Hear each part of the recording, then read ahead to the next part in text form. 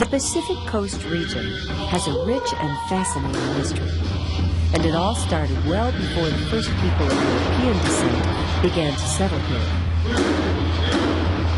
The coastal areas of southern Alaska, Washington, and Oregon were places where Northwest Indian tribes developed a very distinctive Native American culture.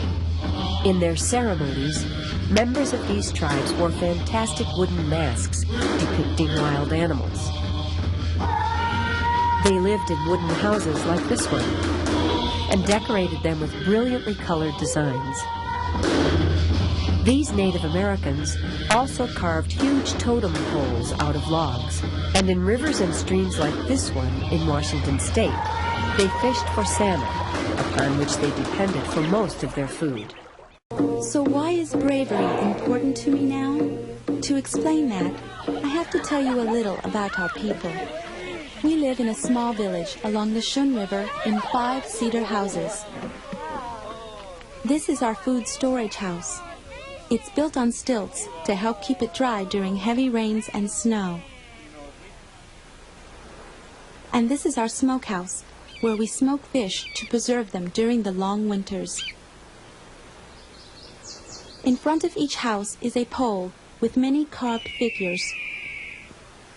One of the figures is very special, like this one, the wolf. This tells everyone that this house belongs to the Wolf clan. My clan is the Frog, and that's why there's a frog carved in the top beam of our house.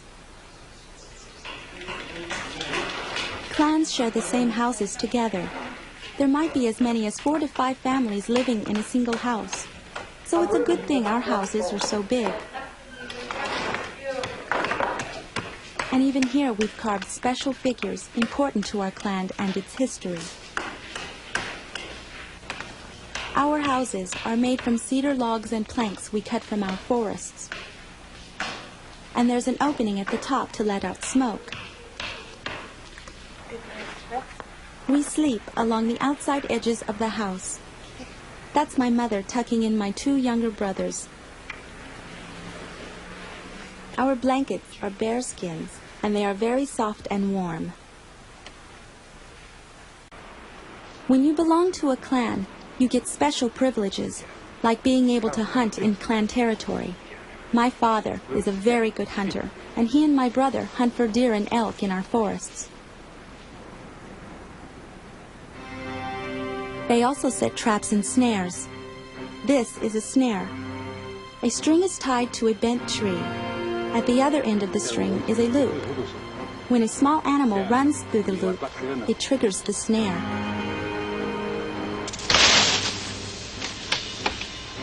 This is just a stick, but it could have easily been a rabbit or squirrel. Women do gathering in areas set aside for their clan. We gather fruit and berries and other things that grow in our forest. Wild strawberries are my little sister's favorite.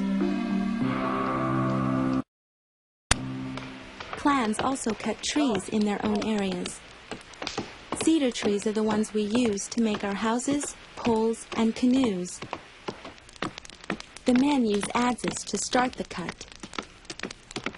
The blade of the adze my father is using is made of iron, which we get by trading with people far to the north. Iron blades work better than the stone blades we used to use, but tree falling is still hard work. And that's why the men will set a fire in the place cut out for it. The fire will eventually burn its way through the cedar.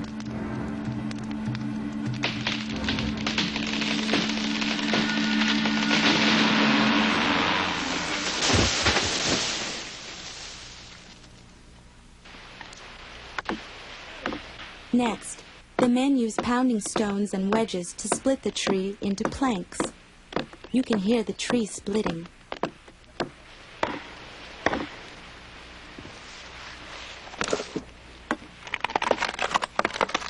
Cedar splits easily when wedged properly. The men may get 50 planks out of a small tree like this one. I mentioned how clans have special privileges. Another one is the right to fish in certain areas. One way we fish is with spears. The points are first sharpened with a stone. One man will beat the water with a stick, driving a salmon toward the spearer. Then it's up to the spearer to have an accurate aim and not let the salmon off the spear.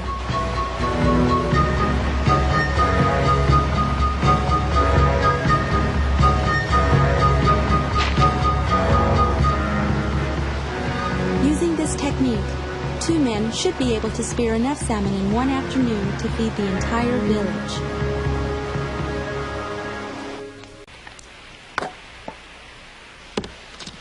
We use cedar to make lots of things.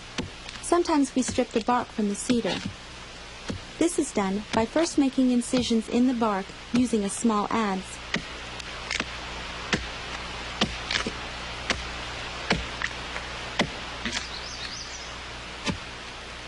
The bark is then pried away from the cedar.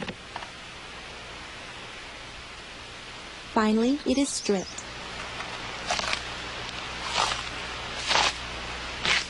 A good bark stripper, like my father, can strip the bark a long way up.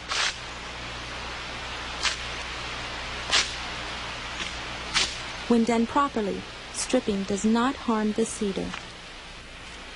The brown outer bark is then stripped away, as only the inner bark can be used.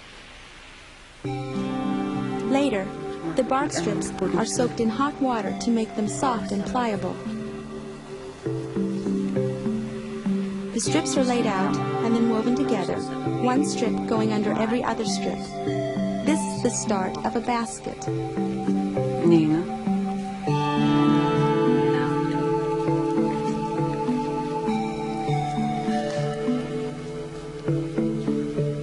And this is what the basket looks like when it's nearly complete. The strips are folded back and then tied off with string made from root. My little sister watches every step, for soon she will have to know how to make baskets herself.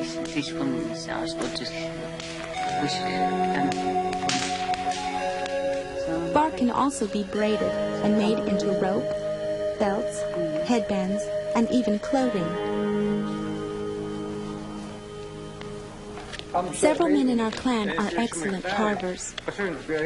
They carve many things, but some of the most important things they carve are masks. The masks represent supernatural beings and animals important to our clan. They're never used for play, but for special ceremonies. This mask is the wolf.